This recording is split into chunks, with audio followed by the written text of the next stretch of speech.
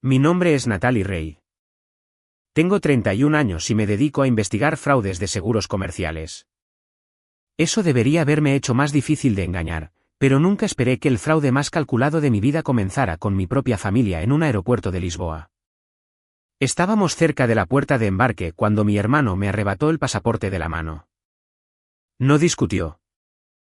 Lo partió por la mitad, lo rasgó de nuevo y dejó caer los pedazos en un cubo de basura. Me abalancé hacia adelante, pero mi madre se interpuso entre nosotros mientras mi padre recogía mi equipaje de mano. Mi bolso ya colgaba del hombro de mi madre. Dentro estaban mi teléfono, mi cartera, mis tarjetas de crédito, las llaves de mi apartamento y todo lo que tenía para demostrar quién era. Luego, los tres escanearon sus tarjetas de embarque y cruzaron la puerta. Grité para que se detuvieran. Mi hermano miró hacia atrás una vez y sonrió. Mi madre le dijo tranquilamente a la gente de la puerta que yo estaba teniendo otro episodio y que había decidido no volar. 2 palabras convirtieron una mentira en un diagnóstico. La seguridad del aeropuerto se movió hacia mí mientras la puerta de embarque comenzaba a cerrarse. No tenía pasaporte, ni dinero, ni teléfono, y a nadie en quien confiara lo suficiente como para llamar. Entonces, una mujer junto a la puerta se acercó y susurró: «No los persigas». Lo grabé todo. 5 minutos después, la policía estaba viendo su vídeo. El personal del aeropuerto estaba conservando las imágenes de seguridad, y yo estaba aprendiendo que mi familia no me había abandonado por ira. Necesitaban que estuviera ilocalizable durante exactamente 72 horas. Antes de contarte por qué, dime desde dónde estás viendo esto y cómo está el clima allí. ¿Coincide con el estado de ánimo en el que te ha puesto esta historia? La mujer que lo había grabado todo se presentó como Vivian Cross. Tenía 46 años, residía en Nueva York y dirigía una firma de reestructuración que trabajaba con empresas en quiebra y préstamos comerciales problemáticos. Me dijo que había estado de pie detrás de mi familia antes de que yo la notara. Al principio, asumió que estábamos discutiendo. Luego vio a mi hermano tomar mi pasaporte, hacerlo pedazos y esperar hasta que los trozos desaparecieran bajo otra basura. Fue entonces cuando empezó a grabar. Vivian le entregó su teléfono a la policía del aeropuerto y reprodujo el vídeo 2 veces. La segunda vez, un oficial hizo una pausa cuando mi madre se alejó con mi bolso sobre su hombro. Esa imagen importaba casi tanto como el pasaporte destruido porque demostraba que no había perdido mis pertenencias. Habían tomado deliberadamente cada herramienta que podría usar para volver a casa. La policía me llevó a una oficina privada, pero no me arrestaron. Un oficial de habla inglesa me pidió mi nombre completo, fecha de nacimiento, dirección de casa e información que pudiera confirmar mi identidad. Vivian se quedó cerca mientras yo respondía. Me dejó usar su teléfono para llamar a mi banco, congelar mis tarjetas, denunciar el robo de mi teléfono y suspender el acceso a mi correo electrónico personal. Cuando el representante del banco me preguntó si sabía quién había tomado mis tarjetas, miré a través de la pared de cristal hacia la puerta y dije: «Sí, son mis padres». Mi hermano era Connor Reed. Mi padre era Douglas Reed. Mi madre era Marlene Reed. Menos de 20 minutos antes, habían sido mi familia. Ahora eran nombres en un informe policial. La línea de asistencia consular estadounidense me conectó con un oficial de emergencia en Lisboa. Necesitaría presentarme en persona, completar una solicitud, proporcionar una declaración sobre la destrucción de mi pasaporte y esperar un documento de viaje de emergencia. Podría suceder rápidamente, pero no al instante. Podría seguir en Portugal a la mañana siguiente. Fue entonces cuando Vivian hizo la pregunta que lo cambió todo. ¿Por qué necesitarían atraparte aquí por un día en lugar de simplemente dejarte atrás? Casi respondí que Connor era cruel y que mis padres siempre lo protegían. Entonces vi 3 llamadas perdidas en la cuenta segura conectada a mi tableta de trabajo. Las 3 eran de Rebecca Shaw, la fiduciaria independiente que administraba el fideicomiso que mi abuela había creado. Tomé prestada la computadora portátil de Vivian y me uní a una videollamada a través del sistema de identificación de mi empresa. Rebecca pareció aliviada cuando apareció mi rostro.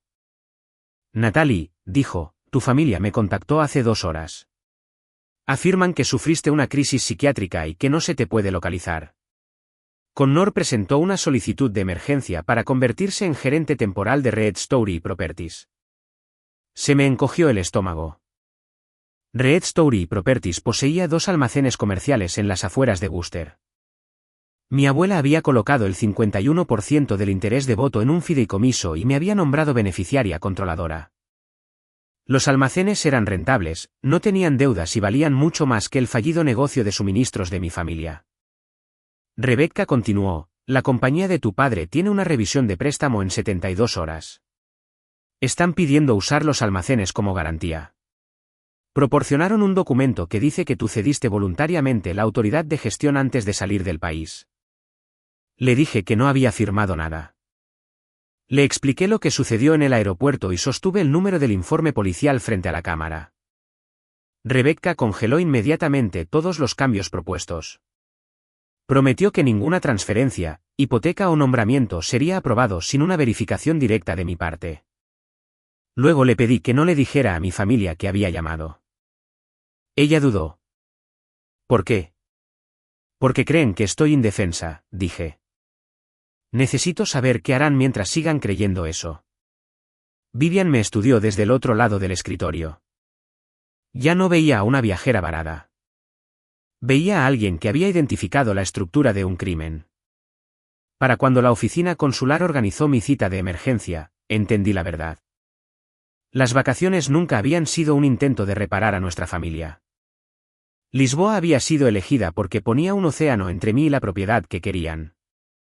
Mi teléfono, cartera, pasaporte y llaves no habían sido tomados con ira. Habían sido retirados según un plan. Necesitaban 72 horas para reemplazarme, hipotecar mi herencia y hacer que su desastre financiero fuera mi responsabilidad. Vivian usó su cuenta corporativa para reservarme un asiento en el primer vuelo a Nueva York después de que se emitiera mi pasaporte de emergencia. Le dije que le devolvería cada dólar. Dijo que podíamos discutir eso más tarde. Esa noche, mientras mi familia cruzaba el Atlántico creyendo que me habían borrado, entré en la oficina consular estadounidense con un informe policial portugués, un vídeo de un testigo y la primera comprensión clara de en qué se habían convertido mis parientes. En el vuelo a Nueva York, Vivian se sentó en el asiento de enfrente y revisó documentos en su computadora portátil. No me preguntó si estaba bien, porque ambas sabíamos que no lo estaba. En cambio, me preguntó por qué mi familia había estado tan segura de que yo guardaría silencio.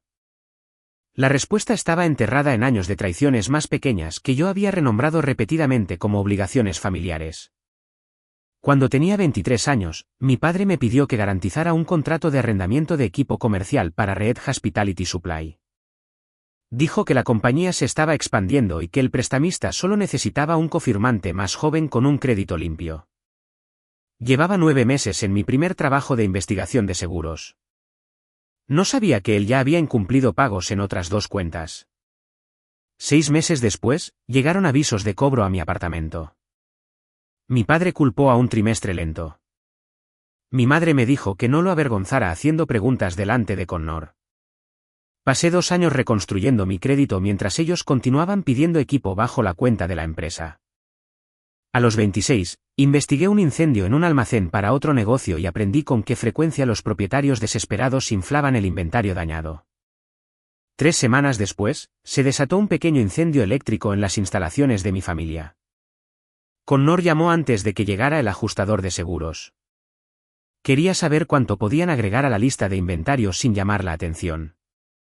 Me negué. Me acusó de preocuparme más por una compañía de seguros que por mi propia sangre. Mi padre dijo que era dramática. Mi madre lloró hasta que acepté pagar el deducible de la póliza con mis ahorros para que el negocio pudiera reabrir. Un año después, descubrí una tarjeta de crédito corporativa a mi nombre. Mi madre había usado un viejo documento fiscal que contenía mi número de seguro social para completar la solicitud. Insistió en que era temporal. Connor había cargado viajes, cenas con clientes y productos electrónicos a la cuenta. Cuando exigí el reembolso, mi padre explicó que las familias exitosas compartían recursos. De alguna manera, el crimen se convirtió en mi falta de generosidad. Mi abuela, Evelyn, fue la única persona que vio el patrón. Había fundado Red Story Properties con mi abuelo y nunca confió en el juicio empresarial de mi padre. Antes de morir, colocó los derechos de voto de control en un fideicomiso para mí. También nombró a Rebecca como fiduciaria independiente porque creía que el amor se volvía peligroso cuando el dinero y el sentimiento de merecerlo se mezclaban. En ese momento, mis padres actuaron orgullosos. Le dijeron a todo el mundo que la abuela me había elegido porque yo era responsable. Ahora entendía lo que realmente habían oído. Natalie controla los activos que podríamos necesitar más tarde. Vivian cerró su computadora portátil y preguntó si valía la pena salvar Red Hospitality Supply. La pregunta me sorprendió. Había pasado tantos años protegiéndola que nunca me había preguntado si merecía sobrevivir.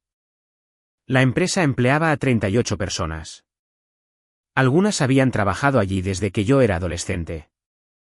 Tenían hipotecas, hijos y seguro de salud vinculados a ese negocio. No quería que empleados inocentes fueran castigados por las decisiones de mi padre. Pero no sacrificaría los almacenes ni mi futuro para preservar el control de mi familia. Vivian explicó que Arborline Restructuring Partners compraba deuda comercial en dificultades y reorganizaba empresas con operaciones viables. No podía prometer ayudarme. Cualquier transacción requería la aprobación de su comité de inversiones, una revisión independiente y una base financiera real. Más importante aún, no fabricaría una oportunidad criminal. Si tu familia ya está presentando documentos falsos, dijo, no necesitas engañarlos. Dales un camino legal y documenta qué camino eligen. Fue el primer consejo que alguien me había dado que no requería que me volviera tan deshonesta como las personas que me lastimaron. Revisamos registros públicos y documentos que poseía legalmente. Red Hospitality Supply había perdido varios contratos importantes con cadenas de restaurantes. Mi padre había garantizado personalmente parte de la deuda bancaria. Connor había expandido el departamento de ventas mientras los ingresos caían. El inventario parecía inusualmente alto en comparación con las compras recientes. Su prestamista principal había clasificado el préstamo como problemático y se preparaba para venderlo. Arborline a veces compraba exactamente ese tipo de deuda. Vivian envió la información pública a sus analistas sin mencionar mi implicación personal. Les dijo que lo evaluaran como cualquier otra adquisición. Mientras trabajaban, contacté a Rebecca y le di instrucciones a su abogado para que preparara una solicitud de emergencia para proteger el fideicomiso. También envié a mi empleador un informe fáctico explicando que mi teléfono había sido robado y que alguien podría intentar acceder a mis cuentas. No describí a mi familia como monstruos. Di fechas, información de dispositivos, números de informes policiales y pruebas. Los hechos eran más seguros que la ira. Para cuando aterrizamos, el análisis de Arborline mostró que Red Hospitality Supply tenía una base de clientes funcional y contratos de servicio valiosos, pero su liderazgo había ocultado pérdidas y se había endeudado contra casi todo lo que poseía. La empresa podría sobrevivir bajo una nueva dirección. El control de mi familia probablemente no. Vivian me miró antes de que saliéramos del avión. ¿Qué quieres de esto, Natalie?, preguntó. Pensé en los pedazos del pasaporte desapareciendo en la basura y en mis padres negándose a mirar atrás. No quiero destruirlos, dije. Quiero que pierdan el poder de seguir destruyéndome. Durante años, me habían entrenado para reparar cada crisis que creaban. Esta vez repararía el sistema que les permitía tratar mi identidad, mi crédito y mi herencia como propiedad familiar. No volví directamente a mi apartamento. Connor tenía mis llaves, mi teléfono y suficiente información personal para responder preguntas de seguridad. Vivian organizó una habitación de hotel mientras me reunía con Gabriel Ortiz, un abogado especializado en fideicomisos y abuso financiero recomendado por Rebecca. Gabriel habló con calma y tomó notas sin interrumpir. A medianoche, había preparado notificaciones para mis bancos, agencias de crédito, proveedor de telefonía, empleador, administrador del edificio y cada institución conectada al fideicomiso. A la mañana siguiente, un cerrajero cambió las cerraduras de mi apartamento bajo la seguridad del edificio. Connor ya había entrado una vez. La cámara del pasillo lo mostró llegando con mis llaves menos de 6 horas después de que su vuelo aterrizara. Se quedó adentro durante 23 minutos y se fue con una caja de documentos. Contenía viejas declaraciones de impuestos, estados de cuenta del fideicomiso, registros de seguros y copias de la correspondencia de mi abuela. Afortunadamente, había escaneado los documentos más importantes años antes. Desafortunadamente, los originales le dieron a mi familia muestras de mi firma y suficiente información para crear falsificaciones convincentes. Mientras Gabriel trabajaba en una orden judicial de emergencia, abrí las redes sociales por primera vez desde Lisboa. La publicación de mi madre había sido compartida por docenas de parientes. Escribió que yo había experimentado una grave crisis emocional durante nuestro viaje y me negué a volver a casa. Pidió a todos que respetaran mi privacidad y evitaran contactarme hasta que los médicos evaluaran mi condición. Connor agregó un comentario diciendo que amaba a su hermana pequeña y esperaba que aceptara ayuda. Mi padre no publicó nada. Siempre había preferido el silencio cuando alguien más hacía su trabajo sucio. Mis compañeros de trabajo también habían recibido mensajes. Un correo electrónico advertía a mi supervisor que me había vuelto paranoica con las conspiraciones financieras. La mentira fue diseñada con cruel precisión. Mi carrera dependía de reconocer el fraude. Así que, estaban convirtiendo mis instintos profesionales en síntomas de inestabilidad. Mi empleador no me suspendió porque había denunciado el dispositivo robado rápidamente. La seguridad ya había bloqueado todos los intentos de acceso personal. Sus registros mostraban repetidas solicitudes de restablecimiento de contraseña desde Massachusetts después de que presenté el informe policial en Portugal. Los intentos provenían de la dirección de Internet de Red Hospitality Supply. Connor no había accedido a archivos de clientes protegidos, pero lo había intentado. Esa distinción importaba. Rebecca llamó más tarde con peores noticias. Mi familia había presentado un poder notarial con mi firma.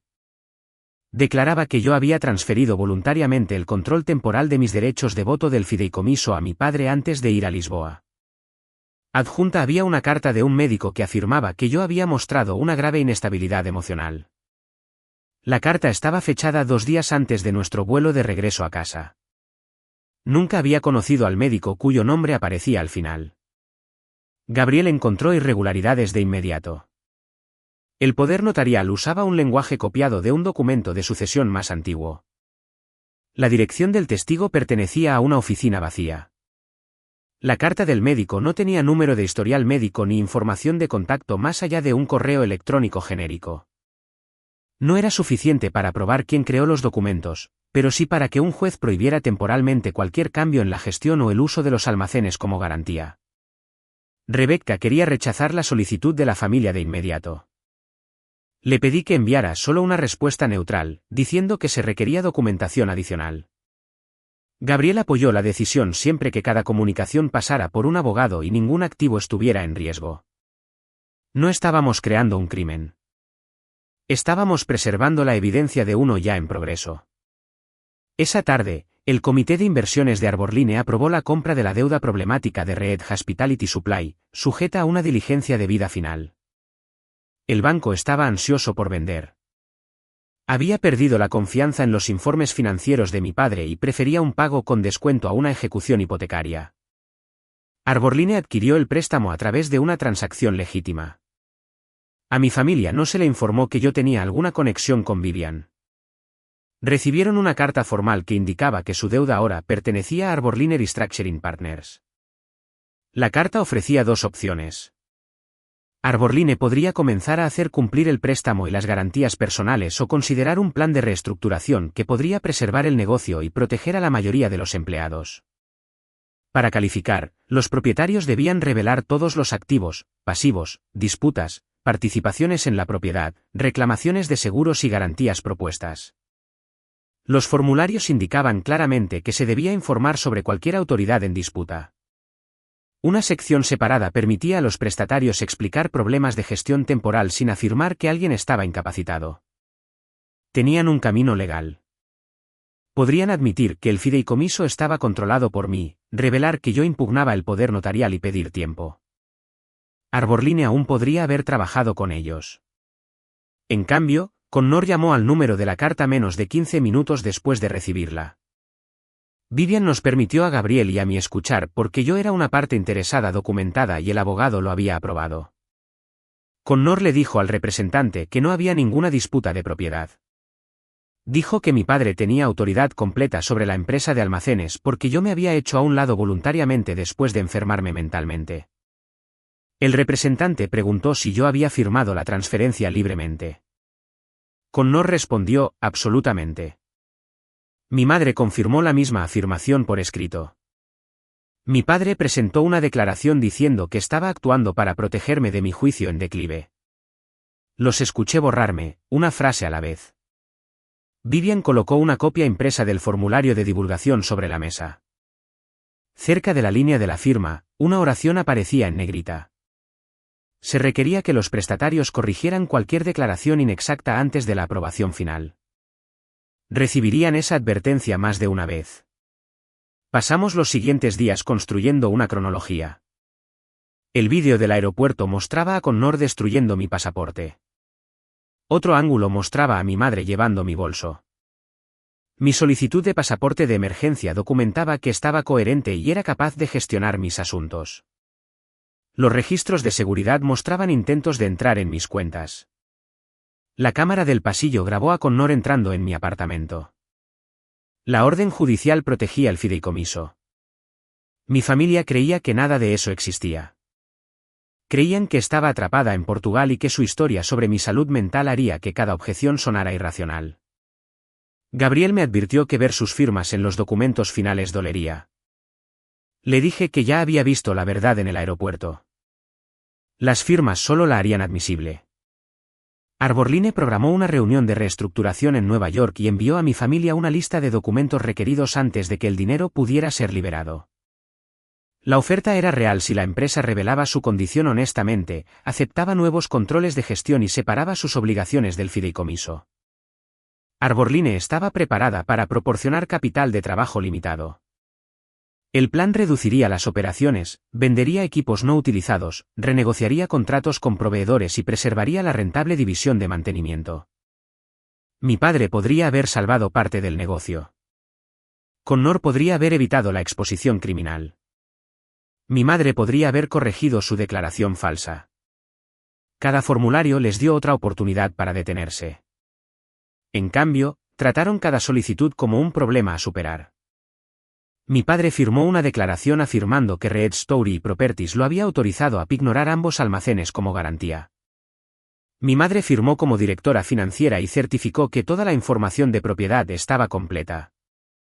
Connor subió el poder notarial falsificado y la falsa carta médica.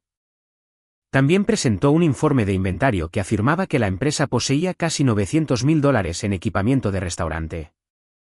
Las facturas de compra mostraban menos de la mitad de esa cantidad. Algunos números de serie pertenecían a unidades vendidas años atrás. Otros coincidían con equipos dañados en el incendio del almacén y pagados a través de una reclamación de seguro. Mi experiencia facilitó ver el patrón.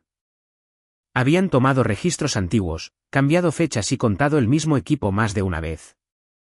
Los analistas habrían descubierto las discrepancias sin mí. Mis conocimientos simplemente explicaban por qué los números habían sido manipulados. El abogado de Arborline envió una solicitud de aclaración. El mensaje indicaba que los valores de garantía inexactos podrían terminar la reestructuración y exponer a los firmantes a consecuencias legales. Connor respondió que los registros eran precisos. Luego cometió su peor error. Usando mi teléfono robado y la información tomada de mi apartamento, creó un correo electrónico que parecía venir de mí. El mensaje decía que me había retirado de todos los asuntos financieros familiares y apoyaba el control temporal de mi padre. Escribió que no quería contacto directo porque me estaba concentrando en mi salud mental. El lenguaje sonaba casi creíble, pero Connor incluyó una frase que nunca había usado. Llamó a Red Hospitality Supply nuestro legado familiar. Mi abuela solía decir, un legado es lo que sobrevive a tus errores, no lo que exige que otros paguen por ellos. Connor nunca había entendido la diferencia.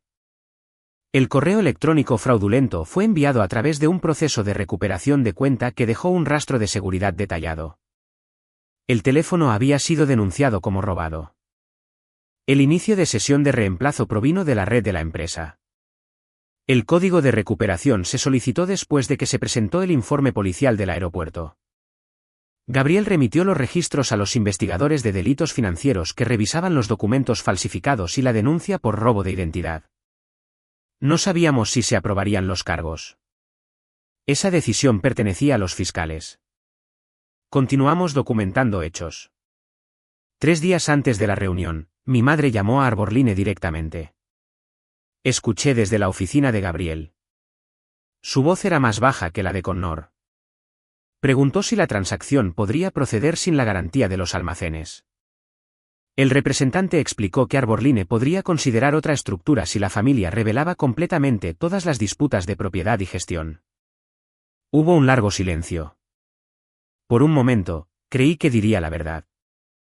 Entonces Connor habló en el fondo. Diles que Natalie firmó todo. Mi madre volvió a la llamada y dijo que no había ninguna disputa. Dijo que me había vuelto demasiado inestable para manejar decisiones financieras y le había rogado a mi padre que tomara el control. Cuando terminó la llamada, me quedé mirando la mesa hasta que los números se volvieron borrosos. Me había preparado para la codicia de Connor y el sentimiento de merecerlo de mi padre. Escuchar a mi madre elegir la mentira después de que le ofrecieran una salida segura dolió de manera diferente. No había estado confundida en el aeropuerto ni presionada para llevar mi bolso. Sabía lo que el plan requería y creía que salvar el negocio justificaba sacrificarme. Vivian me preguntó si quería que Arborline cancelara la reunión. Dije que no, no porque quisiera venganza, sino porque terminar el proceso en silencio permitiría a mi familia afirmar que los papeles eran un malentendido. Habían invadido mi apartamento, usado mi identidad, contactado a mi empleador, falsificado mi firma e intentado grabar la propiedad del fideicomiso. El silencio los había protegido durante años. La documentación no lo haría. El día antes de la reunión, Arborline envió un formulario de certificación final. Enumeraba cada declaración importante que habían hecho y requería que cada persona confirmara su exactitud ante un abogado. El formulario contenía un cuadro de corrección. Podían identificar cualquier hecho en disputa sin perder automáticamente la oferta de reestructuración. Mi padre lo dejó en blanco. Mi madre lo dejó en blanco.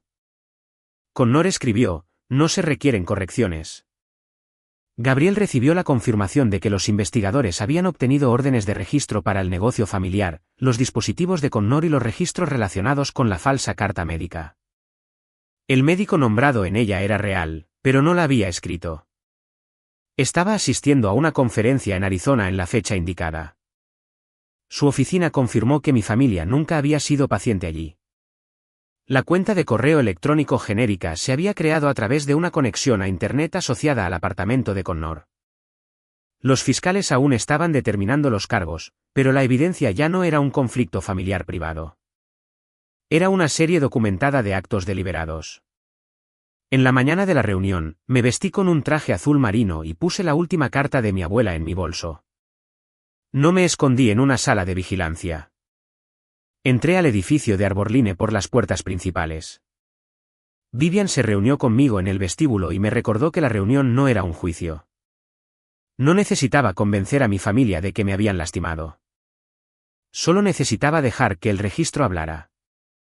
Arriba, mis padres y mi hermano estaban firmando formularios de visitante, todavía creyendo que yo estaba a miles de kilómetros de distancia.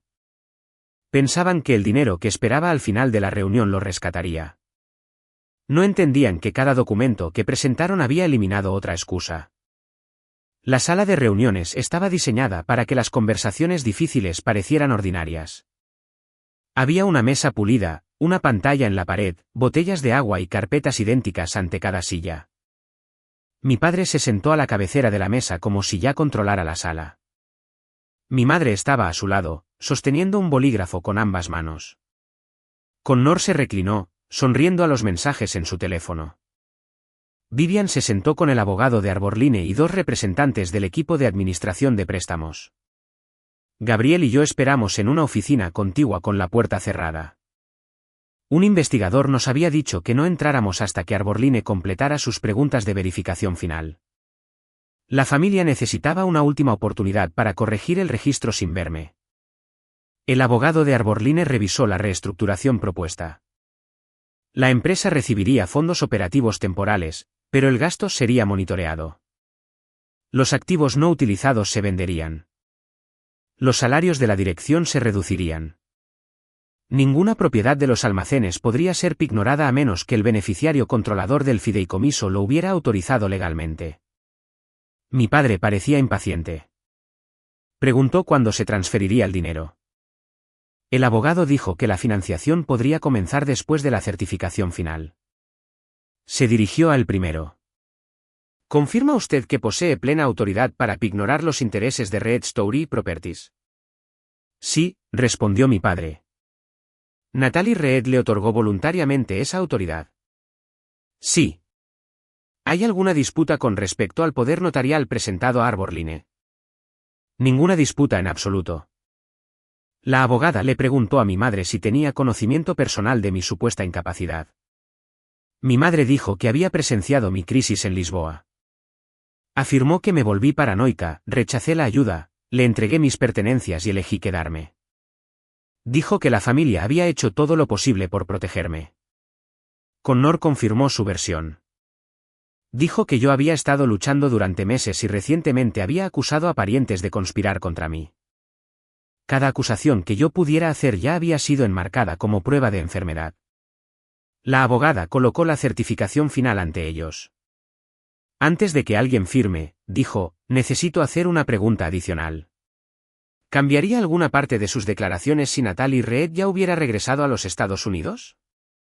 Connor se rió. Su ubicación no cambia su condición mental. Mi padre dijo que yo podría regresar en cualquier momento, pero que aún carecería del juicio necesario para administrar activos valiosos. Mi madre miró hacia la puerta. Por primera vez, el miedo cruzó su rostro. La abogada preguntó, ¿están los tres preparados para repetir esas declaraciones directamente a ella? Abrí la puerta antes de que respondieran. Entonces díganlas de nuevo mientras me miran a mí, dije. La sonrisa de Connor desapareció. El rostro de mi padre perdió todo color. A mi madre se le cayó el bolígrafo.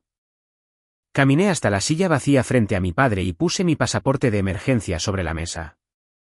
Mi padre se recuperó primero. Natalie, gracias a Dios.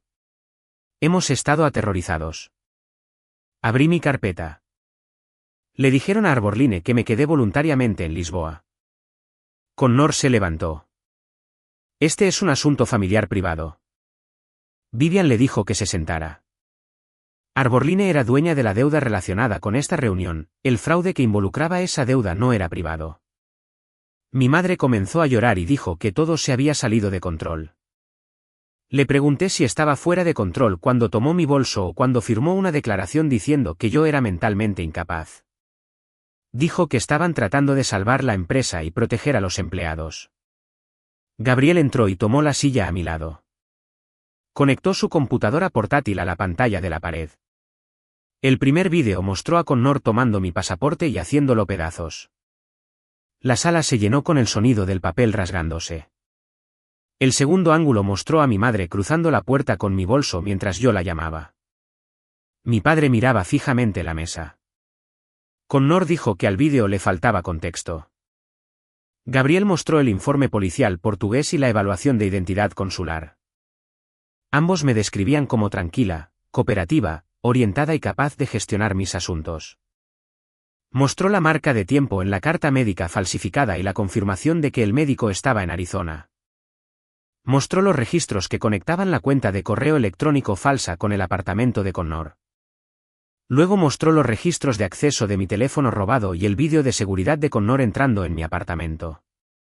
Connor me señaló. Ella preparó esto. Sabía que estábamos desesperados y nos engañó para que firmáramos.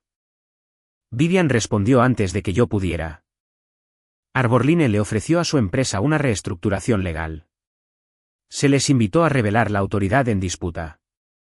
Nadie les pidió que falsificaran un poder notarial, inventaran un diagnóstico médico, inflaran el inventario o se hicieran pasar por su hermana. Mi padre se volvió hacia mí. Lo habríamos perdido todo. Tienes esos almacenes gracias a esta familia. Le recordé que mi abuela creó el fideicomiso porque no quería que él usara los almacenes para cubrir las pérdidas del negocio. Dijo que ella me había puesto en su contra.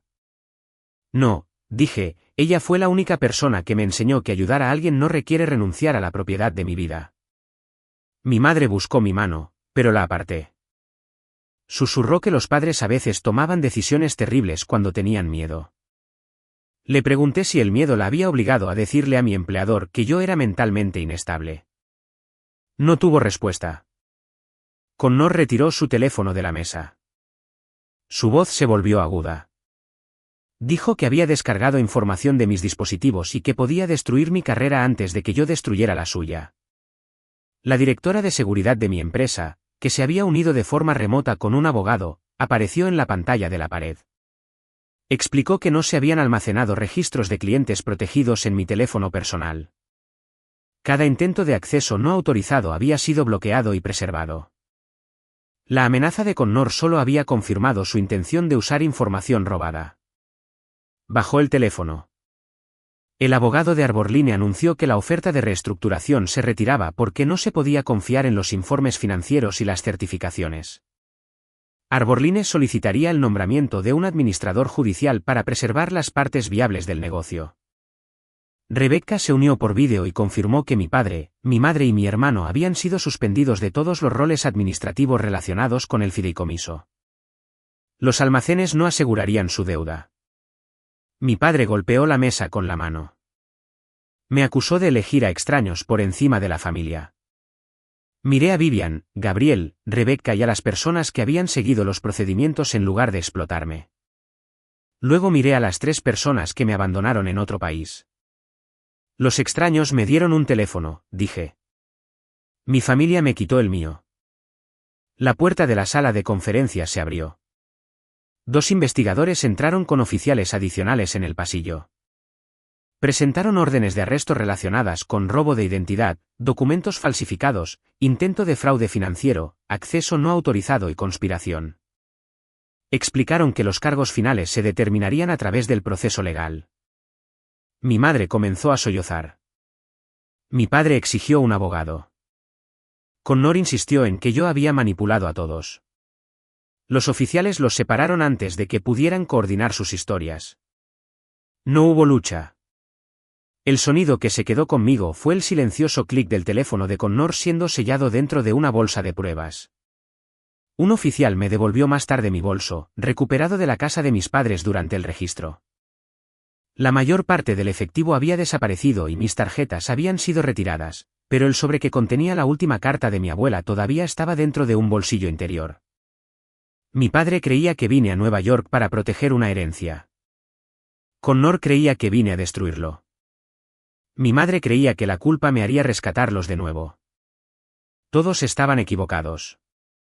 Había venido a recuperar la única cosa que me habían quitado mucho antes del aeropuerto. Mi derecho a decidir qué pasaba con mi propia vida. Un año después, Red Hospitality Supply todavía existía, pero mi familia ya no la controlaba. Un administrador judicial separó la rentable división de mantenimiento de las deudas y los registros falsos que rodeaban a la antigua empresa. Un grupo de gestión regional compró la operación viable y retuvo a 29 de los 38 empleados. Acepté el uso limitado de un almacén bajo un contrato de arrendamiento a precio de mercado, pero el fideicomiso no garantizó las obligaciones de la empresa. Por primera vez, ayudar a los empleados no requería que yo absorbiera los errores de mi padre. Connor aceptó la responsabilidad de organizar el plan del aeropuerto, usar mi dispositivo robado, crear registros falsos e intentar usar mi identidad en la reestructuración. Su sentencia incluyó prisión, restitución, libertad supervisada y una orden que le impedía contactarme. Mi padre perdió el control de la empresa y se vio obligado a vender propiedades relacionadas con sus garantías personales. Mi madre evitó la misma sentencia que recibió Connor, pero fue destituida de todos los puestos de gestión financiera y se le ordenó devolver los fondos que ayudó a transferir incorrectamente. Sus reputaciones no se derrumbaron porque expuse una discusión privada. Se derrumbaron porque documentos, grabaciones, registros de acceso y sus firmas demostraron lo que eligieron hacer. No celebré su castigo. La satisfacción vino de saber que ya no podían convertir mi silencio en permiso. Me quedé en mi compañía de seguros y me convertí en directora supervisando investigaciones que involucraban robos internos, registros falsificados y abuso financiero. Vivian se convirtió en mentora y amiga. Nunca pidió la propiedad de mi futuro a cambio de ayudarme a alcanzarlo. Gabriel me presentó a una organización legal comunitaria que enseñaba a la gente a reconocer el robo de identidad y la coerción financiera dentro de las familias. Comencé a ser voluntaria en talleres varias veces al año. Mostramos a la gente cómo proteger contraseñas, congelar el crédito, guardar copias de documentos importantes, revisar cuentas y denunciar rápidamente la identificación robada. También hablamos de algo más difícil de medir. El amor no borra el consentimiento. Estar emparentado con alguien no le da a esa persona el derecho de abrir crédito a tu nombre, falsificar tu firma, tomar tu identificación o usar la culpa para controlar tu propiedad. Muchas víctimas dudan en hablar porque temen destruir a la familia. Aprendí que denunciar el abuso no destruye a una familia sana. Revela cuando una relación ya ha sido reemplazada por la explotación. Los almacenes permanecieron en el fideicomiso, produciendo ingresos estables. Usé parte de esos ingresos para crear un fondo de educación para los empleados y sus hijos que quisieran formarse en contabilidad, reparación de equipos o cumplimiento empresarial. Quería que el legado de mi abuela construyera oportunidades en lugar de financiar emergencias creadas por la deshonestidad. Una noche, abrí la carta que me había dejado. Escribió que la competencia era un regalo, no una deuda. Me dijo que nunca confundiera ser necesitada con ser amada.